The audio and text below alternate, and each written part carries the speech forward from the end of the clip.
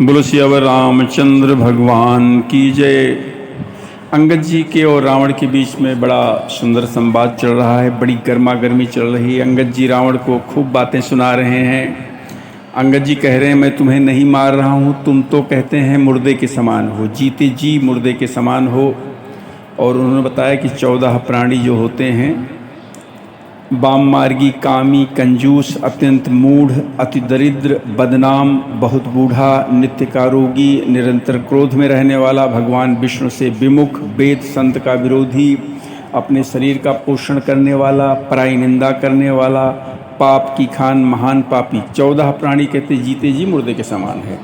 यही विचार कर मैं तुम्हें नहीं मार रहा हूँ। अस विचारी खल बधमु न तोहि, और अब जनि रिस उप जावसी मोहि।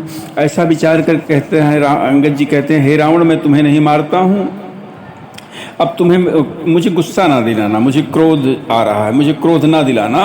और सुनि सकोप कह निश्चर ना था, अधर दसन दसी मीजत हाँ था। कहते हैं अंगद जी की बात सुनकर जो राक्षसों का राजा रावण दांतों से ओठ काट कर बड़ा क्रोधित हुआ, बोला क्या कहता है, रे कपि अधम मरन अब चाहसी, और छोटे बदन बात बड़ी कहसी।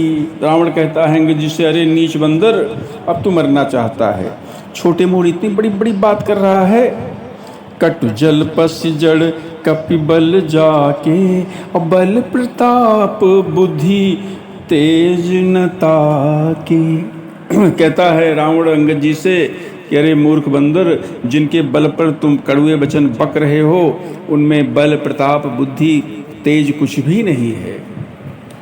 अगुण अमान जानित ही दीन पिता बनवास, सो दुख अर जुबती बिरह पुनि निस दिन मम त्रास।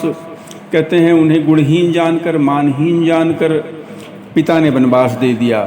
और कहते हैं एक तो उन सबका दुख, उस पर युवती स्त्री का विरह, और रात दिन मेरा डर बना रहता है। ऐसा रावण भगवान के बारे में अंगद जी से कह रहा है।